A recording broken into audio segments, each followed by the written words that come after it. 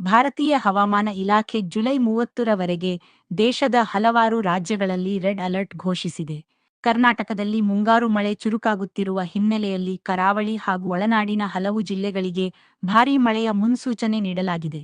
ಕರಾವಳಿ ಜಿಲ್ಲೆಗಳಾದ ಉಡುಪಿ ಮತ್ತು ದಕ್ಷಿಣ ಕನ್ನಡದಲ್ಲಿ ಮುಂದಿನ 5 ದಿನಗಳ ಕಾಲ ವ್ಯಾಪಕವಾಗಿ ಭಾರೀ ಮಳೆಯಾಗುವ ಸಾಧ್ಯತೆಯಿದ್ದು, ಹವಾಮಾನ ಇಲಾಖೆ ಆರೆಂಜ್ ಹಾಗೂ ಯೆಲ್ಲೋ ಅಲರ್ಟ್ ಜಾರಿಗೊಳಿಸಿದೆ.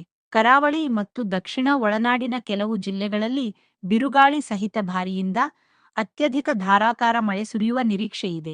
ಆಗಸ್ಟ್ 2ರವರೆಗೆ ರಾಜ್ಯದಾದ್ಯಂತ ಮಳೆ ಮುಂದುವರಿಯಲಿದೆ ಎಂದು ಇಲಾಖೆ ತಿಳಿಸಿದೆ. ಉತ್ತರ ಒಳನಾಡಿನ ಬೆಳಗಾವಿ, ಧಾರವಾಡ, ಬಾಗಲಕೋಟೆ ಸೇರಿದಂತೆ ಕೆಲವು ಜಿಲ್ಲೆಗಳಲ್ಲಿ ಸಾಧಾರಣದಿಂದ ಭಾರೀ ಮಳೆಯಾಗುವ ಸಾಧ್ಯತೆ ಇದ್ದು, 5 ದಿನಗಳ ಕಾಲ ಯೆಲ್ಲೋ ಅಲರ್ಟ್ ಘೋಷಿಸಲಾಗಿದೆ. ಹಾವೇರಿ, ಗದಗ, ಕೊಪ್ಪಳ, ವಿಜಯಪುರ, ಕಲಬುರಗಿ, ಯಾದಗಿರಿ ಮತ್ತು ರಾಯಚೂರು ಜಿಲ್ಲೆಗಳ ಕೆಲವೆಡೆ ಹಗುರದಿಂದ ಸಾಧಾರಣ ಮಳೆ ಸುರಿಯಲಿದ್ದು, ಇಡೀ ದಿನ ಮಬ್ಬು ಕವಿದ ತಂಪು ವಾತಾವರಣ ನಿರ್ಮಾಣವಾಗಲಿದೆ. ಮುಂದಿನ 24ರಿಂದ 48 ಗಂಟೆಗಳ ಅವಧಿಯಲ್ಲಿ ಬೆಂಗಳೂರು ನಗರ ಮತ್ತು ಸುತ್ತಮುತ್ತಲಿನ ಪ್ರದೇಶಗಳಲ್ಲಿ ಸಾಮಾನ್ಯವಾಗಿ ಮೋಡ ಕವಿದ ವಾತಾವರಣ ಇರಲಿದೆ.